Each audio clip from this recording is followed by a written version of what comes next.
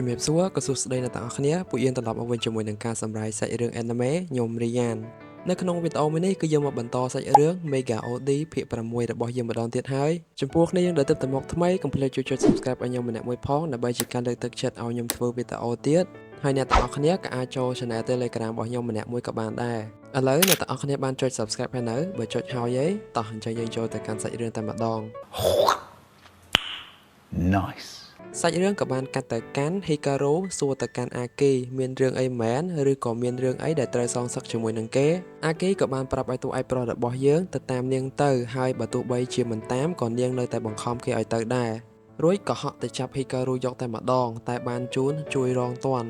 ពីព្រោះម្នាក់សិតតែចង់បាន Hikaru អ្នកទាំងអស់គ្នាអបិជូននៅមិននៅក៏ចាប់អាមួយនេះឲ្យគេទៅវាយម្ដាយទៀតអ្នកទាំងអស់គ្នាឡើងអាណិតគ្នាហ្មងរកផ្លូវរត់ផងអីផងត្រង់ហ្នឹងអបិជូនហើយនឹងអាគីវាយគ្នាមកឆ្ងាញ់តែម្ដងអ្នកទាំងអស់គ្នាក៏ប៉ុន្តែអាគីធ្វើអីគេមិនចេញនោះទេតែ Hikaru ក៏បានឲ្យពួកគេបញ្ចប់សកម្មភាពនឹងភ្លាមហ្មងទៅ Hikaru ក៏បានជួយសម្រួលពួកគេដែររួចក៏ចង់ជួយអាគីដែរតែឆ្ងល់ថាអាគីចង់បានគេទៅណាវិញហេតុផលនោះគឺជីវិតរបស់ប្អូនស្រីរបស់អាគីនឹងឯងអ្នកទាំងអស់គ្នាពឹងលើ Hikaru នឹងឯងគេចង់បាន Abyss Dream នៅក្នុងខ្លួន Hikaru នឹងឯងអ្នកទាំងអស់គ្នាដែលវាមានន័យថាការសម្រេចចិត្តដោយខ្លួនឯងឬក៏អំណាចនៅក្នុងការជ្រើសរើសអីមួយជារួមមកដូចជាសតិអារម្មណ៍របស់យើងអញ្ចឹងណាអ្នកទាំងអស់គ្នាដែលយើងអាចបញ្ជាដៃមេកានិករបស់យើងបានចង់បានអាហ្នឹងទៅជួយ Fubuki ដែលត្រូវជាប្អូនស្រីរបស់នាងនឹងឯងរឿងកើតហេតុពីមុនរបស់ Fubuki ហ្នឹងណាអបិជូនក៏បានដឹងដែរទោះបីជាជូនមិនចង់ឲ្យ Hikaru ទៅព្យាយាមហាមឃាត់គេកុំឲ្យទៅក៏ Hikaru នៅតែចង់ទៅជាមួយនឹង Aki ដែរ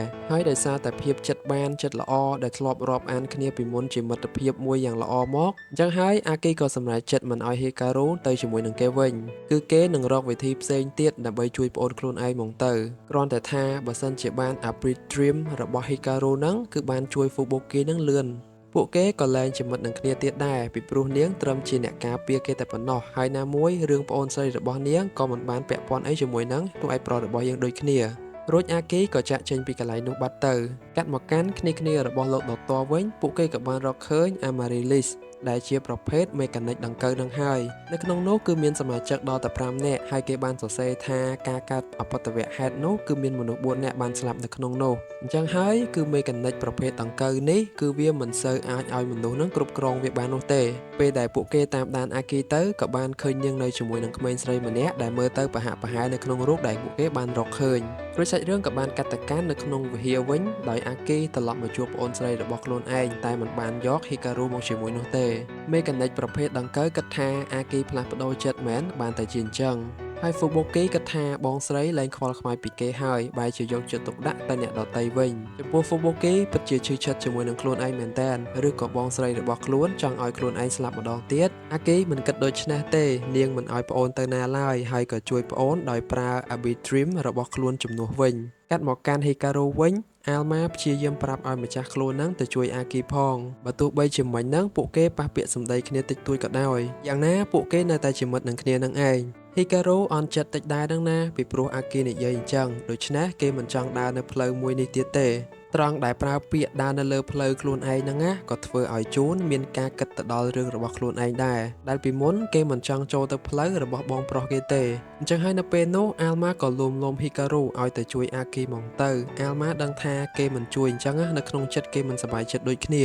ភ្លាមនោះតួឯកប្រុសរបស់យើងក៏សម្រេចចិត្តទៅជួយអាគីមែនហើយចំណែកពីអ្នកនេះវិញដឹងថាមេកានិកប្រភេទដង្កូវហ្នឹងកំពុងតែមានអ្នកគ្រប់គ្រងហើយគឺប្អូនស្រីរបស់អាគីតែក៏ឆ្ងល់ថាអាគីឥឡូវហ្នឹងកំពុងតែទៅណាបាត់ហើយចំពោះ Algis ក៏បានដឹងអំពីប្រភេទមេកានិកប្រភេទដង្កូវនឹងដែរវាកើតឡើងមាននៅពេលដែល Alma ចាប់កំណើតនឹងឯងគេមិនបានប្រាប់អាគីឲ្យបានដឹងទេថាមេកានិកបានប្រើប្រាស់រាងកាយប្អូនស្រីរបស់នាងវាក៏ជាកំហុសរបស់គាត់ដែរដែលដឹងរឿងនេះហើយធ្វើជាស្ងាត់មិនបានធ្វើអ្វីសោះកាត់មកកាន់ពីអ្នកបងប្អូននេះវិញមេកានិកប្រភេទដង្កូវហ្នឹងប្រាប់ហើយតើថាត្រូវការ Abyss Dream របស់ Hikaru មិនមែនរបស់គេទេពីព្រោះវាមិនគ្រប់គ្រាន់ដែលឲ្យ Fubuki មានជីវិតវិញ អញ្ចឹងពេលនោះ Fubuki ចាប់ផ្ដើមគ្រប់គ្រងខ្លួនឯងឡើងបានមានការខឹងទៅកាន់ Aki ហើយរួចមកមនុស្សដែលបានគ្រប់គ្រងដោយមេកានិកប្រភេទដង្កូវនោះក៏បានចាប់ផ្ដើមមករក Aki ដើម្បីវាយប្រហារយកតែម្ដង Fubuki ក៏មិនចាំយូរដែរដោយសារតែបងស្រីធ្វើបែបនេះហើយចាំកាលហក់ទៅវាយប្រហារយកហ្មងក្នុងពេលដែលពួកគេវាយគ្នាទៅ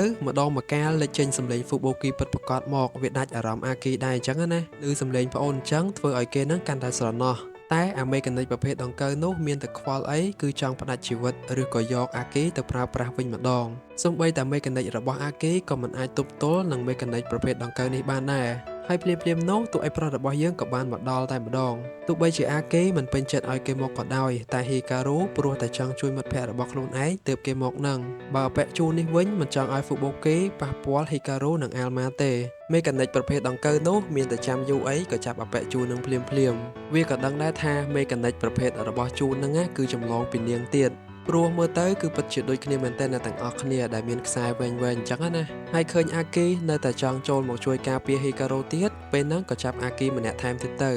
រួចក៏បានទៅវាយគ្នានឹងហីការូយកតែម្ដងអ្នកទាំងអស់គ្នាតែមិនបានប៉ុន្មានផងក៏ត្រូវគេចាប់បានម្នាក់ទៀតហើយក៏ស្រូបយកអាប៊ីទ្រីមនៅក្នុងហីការូយកតែម្ដងគេដឹងទៀតថាមានអាល់ម៉ាហើយមិននឹកស្មានថាអាល់ម៉ាអាចត្រឡប់មកវិញបានម្ដងទៀតទេក្នុងពេលដែល Fubuki រៀបនឹងសម្លាប់អាគីហើយហីការូនិងអាល់ម៉ាកាន់តែបញ្ចេញអាប៊ីទ្រីមនិងបន្ថែមទៀតអត់ឈប់អត់ឈរទេហើយវាកាន់តែបានដៃស្រូបមិនឈប់ដូចគ្នាកំពុងតែស្រូបសក់ក៏បានដាច់ចេញពីគ្នាយកតែម្ដងអ្នកទាំងអស់គ្នានៅពេលដែលអពែជូននិយាយជាមួយនឹង Fubuki នោះគេមានតែខ្វល់អីដែលចេញយ៉ាងលយហ្មងដល់ពេលអញ្ចឹងមានណាជូនគិតថាមើងងាយខ្ញុំមែនអពែជូនហ្នឹងក៏បានប្រើមេកានិករបស់ខ្លួនឯងហ្នឹងទៅចាប់ Fubuki ហើយនឹងមេកានិកប្រភេទដង្កូវហ្នឹងចេញពីគ្នាយកតែម្ដងគេប្រើចាប់ទាញឡើងមកកម្លាំងរបស់គេហ្មងណាទាំងអស់គ្នាដែលភ្លាមនោះគឺបានដាច់ចេញពីគ្នាមែនពេលនោះនៅក្នុងស្ថានភាពអញ្ចឹងហើយមេកានិកប្រភេទដង្កូវហ្នឹងនៅតែបញ្ជាកូនចៅបុកវាយប្រហារទៀតប៉ុន្តែទៅធ្វើអីអាគីមិនបាននោះទេរួចមកតួឯប្រុសរបស់យើងក៏បានបញ្ចេញធម្មពលពិសេសរបស់គេមក